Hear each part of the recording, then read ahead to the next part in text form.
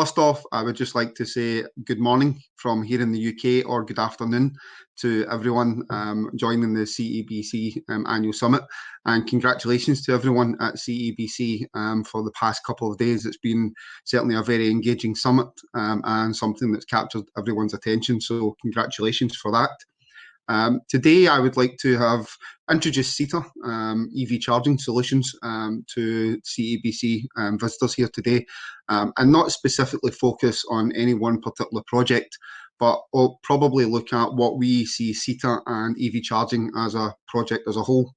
And I have to say this morning's panel session was very interesting, where Sam from Green Parking and Mark from Renault had some real good differing opinions on the issue with the number of EVs that are hitting the Middle East region at the minute.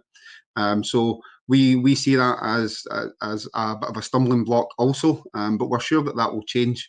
And what we see is, from a CETA's perspective, we have an interesting overview of the market, given the fact that we are based here in the UK. We have a full set-up regional office based in JLT in Dubai. We also operate in the American market. So we get to see the different stages of the EV marketplace and the EV charging infrastructure across the world. So what we're looking for in the Middle East market right now, we are trying to encourage the adoption of the EV charging infrastructure through partnerships with CETA. We have a number of partners that are currently operating in the region, and we're trying to develop something close to the model that we see operate very well already in the UK, where we have a real mix of public charging spaces, private charging spaces for commercial premises, and then residential parking spaces. We are seeing in the UK, if we can just move to the next slide, when we talk about EV adoption, we have managed to adopt a far larger number of vehicles and manufacturers, and we do see vehicles, an entire range of the options on vehicles, down from very small cars up to the high-end Porsches and Teslas. So we are fairly lucky in the market that we do serve here. But we do see the trend, the global trend, electric vehicles. We all know that the adoption of EV is a tidal wave that's coming towards us. Some areas slightly faster than others, but ultimately all areas of the entire globe will have to adopt EVs as the chosen method, and we won't see much happening in terms of the ICE vehicles going forward. Next slide.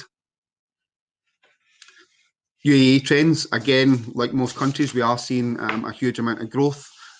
We do compare almost on a daily basis the trends in the UAE to the UK.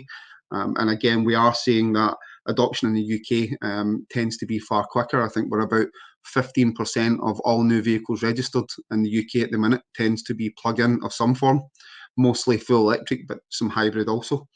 And we know that UAE is ready for that. So we've been operating in the technology sector within the UAE for quite a long time now, probably 10 to 15 years. And we do see the UAE as a developing centre of technology excellence. So with that, vehicles are going to come. We can see the potential for homegrown vehicles within UAE, and the technology from manufacturers of vehicles and EV charging, and to develop the infrastructure further. Not just the electric vehicle charging infrastructure, but the electrical infrastructure as well that allows that charging infrastructure to be maintained. Next slide. So with CETA, we're trying to redefine the EV charging solution globally, with different teams in different areas, focusing on the requirements for that area. In the UK, we have a very aged infrastructure, an electrical infrastructure that really struggles to adopt EV charging solutions. In UAE and in Dubai in particular, we have a slightly different problem. The problem there in terms of adoption is the number of vehicles, but the electrical infrastructure is fantastic in Dubai, a fairly new electrical infrastructure, which allows companies like CETA and our partners to quite readily take an EV charging infrastructure into areas that it hadn't been in before. Next slide. So the solutions for CETA we are trying to develop a solution that will encompass all needs and all requirements. We move on, yep, to the next slide. Yeah, so we have anything from 7 kilowatt residential, small workplace solutions, through to 22 kilowatt AC and 44 kilowatt AC rapid chargers, up to fast DC chargers, super fast DC chargers. What we would like to see, though, is that those charging capabilities are educated further out into the EV drivers. So typically, an EV driver wants to charge their car as quickly as possible, which makes sense because we all strive to charge our EV as quickly as we can fill it with gasoline. But sometimes that's not necessarily the best thing for the car, and it's not necessarily required. Certainly, if we look at we've been struggling to find an average distance that a car would potentially drive in a week in UAE or in the Dubai region. If we look at that in the UK, the average car in the UK, certainly 90% of privately owned cars drives less than 250 miles per week. Realistically, for our customers, some of them, the vehicles that they drive, that means one charge per week, and that could be one overnight charge on a Sunday evening or a Monday evening while you sleep. Your car is charging. So we automatically assume that the technology there for EV cars means that we can't fill the car up as quick as we can with a gasoline car, but we forget that whilst we are sleeping, we're filling our electric vehicles. If we plug them into charge overnight, the vehicle's ready to go the next morning, and that charge could certainly serve the purpose for a whole week, depending on the distance that you're travelling. And that's certainly not something that we can do when we're filling our ICE cars, can we? We can't leave the petrol pump running overnight. So we're certainly trying to educate the market that charging doesn't have to be a burden at all. If you manage your charging and you select the right vehicle and you manage your journeys, then charging, if anything, could potentially become far easier than filling up at the gas pump. If we move on to the next slide. So we won't spend too long on these slides. So it's just to demonstrate the fact that at CITA we have full software solutions. So from back end to smart app control, to allow proper smart charging of your vehicle, scheduled charging, to allow that to happen safely and conveniently, and to allow and maintain perfect control of your charging infrastructure, whether that be one charger at home, that's still very much a charging infrastructure, or whether you are a shopping mall or a retail or leisure outlet that's managing anything from 4, 5 up to 20 chargers. The ability to access the information on your chargers, the functionality of your chargers, and their capability is ultimately very important. Next slide.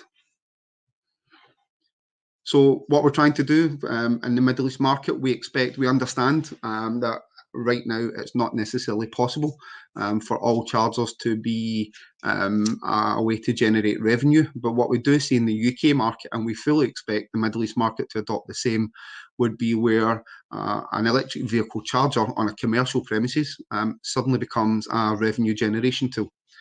So if we think of some of our clients here in the UK, even very small businesses adopting an EV charging solution, that means that they offer charging to their own employees, they offer charging to their business vehicles, but they also use the same charger to offer public space charging. And as the public approaches and use that charger, the revenue generated from using that, from supplying the energy and charging for that energy, is then taken back into the business, ultimately meaning a more profitable business. Next slide. As you can imagine, with all chargers, we're really looking at the app control. So we expect everything in our daily lives right now seems to revolve around apps, and that doesn't change with EV charging. So smart solutions at the touch of your finger on your smart device, whether that be an Apple Watch, or an iPhone, whatever it's going to be, then the technology should be, and the information should be at the touch of your fingers on your charging solutions. Next slide. And something that we would just like I suppose we would like the entire globe to focus on, would be that a charging infrastructure, again, is not just for large power companies, it's not just for large malls, it's not just for large corporate businesses. Charging infrastructure is for everyone. So small local businesses can be involved here to generate revenue for themselves, but ultimately to help increase the charging infrastructure, to ease the burden on the charging infrastructure, and to assist in the adoption of EVs. And let's take away the range anxiety, the worry that there's not enough chargers in place already. So as small independent businesses, everyone can do their piece to help increase that charging infrastructure. Next slide. So again, we're sure that everyone here in the CEBC, we're absolutely dedicated to the future of energy consumption, of a far more green approach to the planet.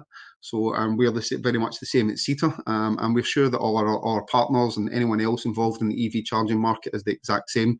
But ultimately, what we're looking to do is build that sustainable charging infrastructure from CETA to assist the manufacturers, to assist our partners, to assist the end users, and the mobility of our populations in a sustainable manner. So I'd just like to thank you. If you could move to the next slide. I would just like to thank everyone for your time, and pass on, just moving on to the final slide, I would just like to pass on our best wishes from everyone at CETA across all our offices. It's a very trying time for everyone globally right now. CEBC, again, you've done a fantastic job holding the virtual summit. Hopefully the next summit that you guys have, we can all be in attendance. And it's something that I'm absolutely missing, a trip to Dubai to meet people in person and to get a better feel for the market when I'm in Dubai personally. So Ahmed, well done again on a fantastic job, and just to wish everyone best wishes and best health from the entire team at CETA. And also I would like to thank all the summit sponsors: Green Parking, Standard Chartered, CETA, Pinsent Masons, Innova, Catic Mobility, ESP International, Hager Group, Enoch, Emirates National Oil Company, Lockton, and Scami as well. So again, thanks all for joining, and please just, keep following our website and social media. We'll be posting about the webinar that's coming up. We have a few other webinars coming up as well, and the white paper and a few other publications which should be interesting for you as well. So please keep an eye, and thank you all for joining, and have an excellent and a great day. Thank you.